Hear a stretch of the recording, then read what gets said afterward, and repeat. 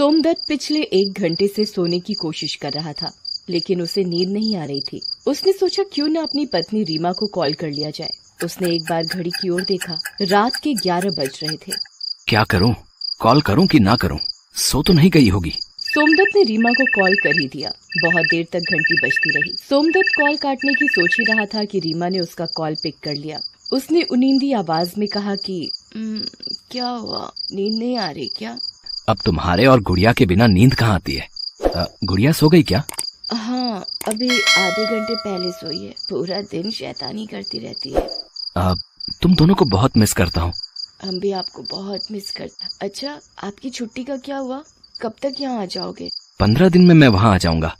रीमा अपने भाई की शादी में अपने मायके गई हुई थी। हालांकि शादी में अभी देर थी, लेकिन वो महीने भर पहले ही चली गई। रीमा का भाई धीरेन्द्र पुलिस में डीएसपी के पद पर काम करता था। सोमदत्त ने रीमा से बात करके फोन कट किया और मोबाइल को अपने सिरहाने में रखकर फिर से सोने की कोशिश करने लगा। तभी उसके मोबाइल का नोटिफिकेशन टोन बजा। सोमदत्त ने अपने फोन की ओर देखा। फेसबुक पर एक बहुत ही सुंदर लड़की जिसका नाम इप्शिता था, उसकी फ्रेंड रिक्वेस्ट आई हुई थी। सोमनाथ उसकी प्रोफाइल पिक्चर को देखते हुए मन ही मन सोचने लगा, कौन है ये लड़की? इसे जानता तो नहीं हूँ मैं, कोई म्यूचुअल फ्रेंड भी नहीं है। वो कुछ देर सोचता है, फिर उस लड़की का फ्रेंड रिक्वेस्ट एक्सेप्ट कर लेता है। फिर वो सो जाता है। अगले दिन जब वो ऑफिस निकलने ही वाला होता है कि उस लड़की का मैसेज उसके मैसेंजर बॉक्स में आता है, जिसमें लिखा होता है, हाय हैंडसम। एक बात और गौर करने वाली थी कि उसकी रात वाली प्रोफाइल पिक्चर भी बदली हुई थी और इस नई पिक्चर में तो वो और भी सुंदर लग रही थी। ये लड़की है तो बहुत सुंदर, लेकिन कौन है ये? और मुझे इस तरह से हाय हैंडसम क्यों लिखकर भेजा है? अरे शादीशुदा हूँ मैं। सोमदत्त ने उसके मैसेज का कुछ जवाब नहीं दिया और ऑफिस निकल गया। ऑफिस के लंच टाइम पर जब वो लंच कर रहा था तो फिर से इप्शिता का मैसेज आया। वो उसके मैसेज को पढ़ने लगा। क्या बात है हैंडसम, नाराज हो क्या? मेरे मैसेज का जवाब नहीं दिया? अगर कोई टेंशन है तो मैं तुम्हें मैसेज नहीं करूंगी, तुम मुझे अनफ्रेंड कर सकते हो। अभी के लिए बाय। बार बार इप्शिता जैसी सुंदर लड़की के मैसेज आने से सोमदत्त का मन थोड़ा डोल गया। उसने मन ही मन सोचा कि किसी लड़की से बात करने में क्या बुराई है। ऑफिस में भी तो कितनी लड़कियां हैं, वो सभी से बात करता ही है। ये सोचकर वो इप्शिता के मैसेज का जवाब टाइप करने लगा। अरे नहीं, मैं तो आपको जानता भी नहीं। फिर नाराजगी कैसी? उसके बाद इप्शिता से वो काफी देर तक चैट करता रहा। उस चैट में वो कहाँ काम करता है, क्या करता है और अपना फोन नंबर भी दे दिया। सोमदत्त ने सोचा कि इप्शिता का कॉल आएगा, लेकिन उसने कोई कॉल भी नहीं किया। फिर 2 दिनों तक इप्शिता का कोई मैसेज भी नहीं आया, लेकिन सोमदत्त बार बार अपने मैसेज बॉक्स में जाकर देखता कि कहीं उसका कोई मैसेज तो नहीं आया है। अरे जब कॉल करना ही नहीं था तो फोन नंबर क्या अचार डालने के लिए लिया था? 2 दिन से कोई मैसेज भी नहीं आया इप्शिता का। वो थोड़ा परेशान सा रहने लगा। कई बार उसके मन में आया कि वो ही उसे मैसेज करके पूछ ले कि सब ठीक तो है ना, लेकिन उसने नहीं किया। 2 दिन बाद जब वो शाम को अपने ऑफिस से निकल रहा था तो उसके नंबर पर एक अननोन नंबर से कॉल आया। सोमनाथ ने कॉल पिक किया तो दूसरी तरफ से एक लड़की की मदहोश करने वाली आवाज आई। हेलो। हेलो, आप कौन बोल रही हैं? पहचानिए मुझे। सॉरी, मैं आपको नहीं पहचान पाया। अरे इतनी जल्दी हार मत मानिए, ट्राई तो करिए पहचानने की। सोमदत्त उस लड़की की आवाज नहीं पहचान पा रहा था। तभी उस लड़की ने एक बात कही। ठीक है हैंडसम, मैं ही बता देती हूँ, मैं इप्शिता हूँ, तुम्हारी फेसबुक फ्रेंड। इप्शिता का नाम सुनते ही सोमदत्त के दिल की धड़कनें तेज हो गई। उसने लड़खड़ाती जुबान में उससे पूछा, इप्शिता, कहाँ हो तुम? मैं तो तुम्हारे दिल में हूँ, जरा ठीक से देखो तो। इप्शिता की ऐसी बात सुनकर सोमदत्त थोड़ा शर्मा गया। अरे इस तरह लड़कियों की तरह कोई शर्माता है क्या? वैसे तुम फेसबुक पिक में जितने हैंडसम दिखते हो उससे कहीं ज्यादा सामने से लग रहे हो। इप्शिता की इस बात को सुनकर सोमदत्त चौंक गया। अरे तुमने मुझे सामने से कब देख लिया? अभी देख रही हूँ ना, जरा तुम भी अपनी गर्दन बाईं ओर घुमाओ, हाथ हिलाती हुई मैं भी तुम्हें दिख जाऊंगी। सोमदत्त झट से अपनी बाईं ओर देखने लगा। उसकी थोड़ी दूर पर इप्शिता खड़ी थी। वो इतनी सुंदर थी कि सोमदत्त बिना पलके झपकाए उसे देखता रह गया। इतने में इप्शिता चलते हुए उसके पास आई और उससे कहा, क्या बात है हैंडसम, पहले कभी लड़की नहीं देखी क्या?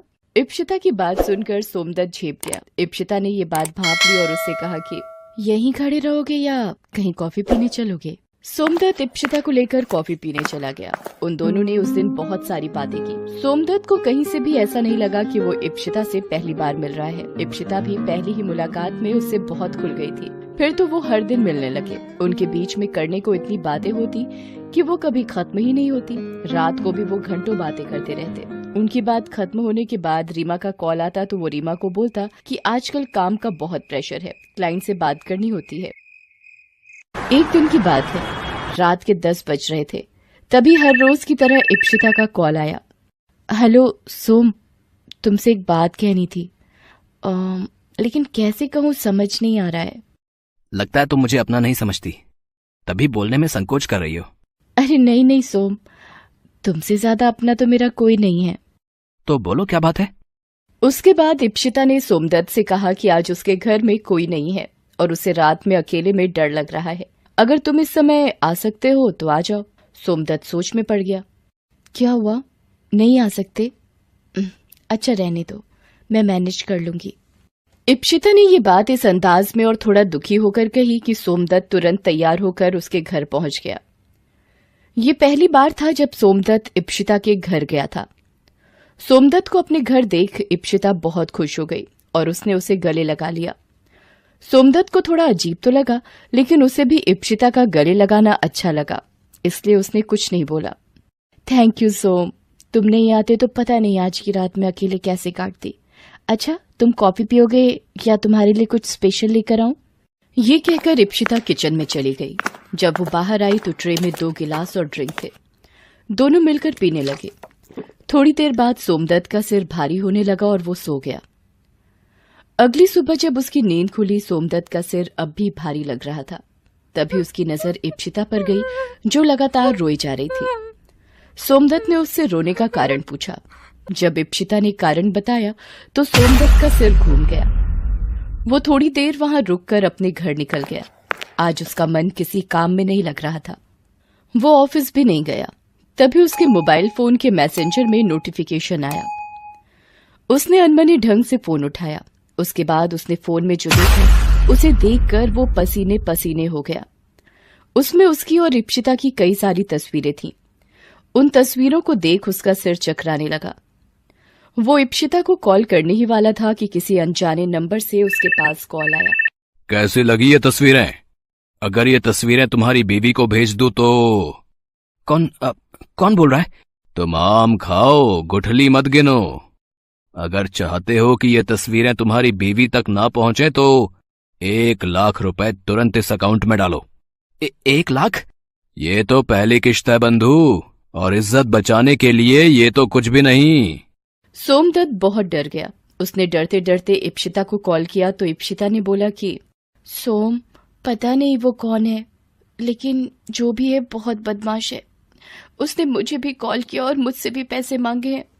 सोम, पैसे का क्या है, आएगा और चला जाएगा, लेकिन एक बार इज्जत चली गई तो सब खत्म हो जाएगा। सोमदत्त ने 1 लाख रुपए उस आदमी को दे दिए। 1 सप्ताह बाद फिर उससे 30,000 रुपए मांगे गए। 2 दिन बाद फिर से 50,000। सोमदत्त परेशान हो गया। इस बीच उसके साले की शादी की डेट नजदीक आ गई। वो जाना तो नहीं चाहता था, लेकिन रीमा ने उसे जबरदस्ती बुलाया। सोमदत्त वहां भी बहुत परेशान रहता था। रीमा को आखिर समझ नहीं आ रहा था कि उसके पति को क्या हो गया है। सारा दिन वो कुछ न कुछ सोचता रहता। रीमा ने एक बात और नोटिस की थी कि सोमदत्त अपने फोन को 1 मिनट भी अपने से अलग नहीं होने देता। कुछ तो बात जरूर है, ये हमेशा फोन को खुद से चिपकाए हुए क्यों घूमते हैं। एक दिन रीमा ने सोमदत्त को उस ब्लैकमेलर से बात करते हुए सुन लिया। उसे सारी बातें पता लग गई। उसे सोमदत्त पर बहुत गुस्सा आया, लेकिन ये समय उस पर गुस्सा करने का नहीं, उसका साथ देने का था, क्योंकि वो देख रही थी कि उसका पति कितना परेशान है। ये इप्शिता कौन है? इप्शिता? कौन इप्शिता? सोम, झूठ मत बोलिए, मुझे सब पता लग गया है। बस आप सब कुछ सच सच बता दीजिए। रीमा की बात सुनकर सोमदत्त फूट फूट कर रोने लगा और उसे सारी बातें बताई। रीमा ने अपने डीएसपी भाई धीरेन्द्र से सारी बात बताई। आप लोग बिल्कुल चिंता मत करिए, ये ब्लैकमेल करने वाले का गिरोह है जो आजकल इस ढंग से लोगों को फांसता है। और जानते हैं जीजा जी, वो इप्शिता भी उसी गिरोह की सदस्य है। धीरेन्द्र की बात सुनकर सोमदत्त शॉक्ड रह गया। हालांकि उसे भी कभी कभी उस पर शक तो होता था, लेकिन उसने अपनी बातों के जाल में सोमदत्त को इस तरह से फंसा रखा था कि उसे लगता था कि वो बहुत ही सीधी साधी लड़की है। धीरेन्द्र ने उन्हें पकड़ने के लिए जाल बिछाया। जल्द ही इप्सिता अपने गिरोह के और सदस्यों के साथ पकड़ी गई। सोमदत्त बार बार रीमा से अपने किए की माफी मांगता। रीमा बार बार उससे कहती कि मैंने आपको माफ कर दिया है। पति पत्नी का रिश्ता विश्वास पर टिका होता है, इसे कभी न टूटने दें।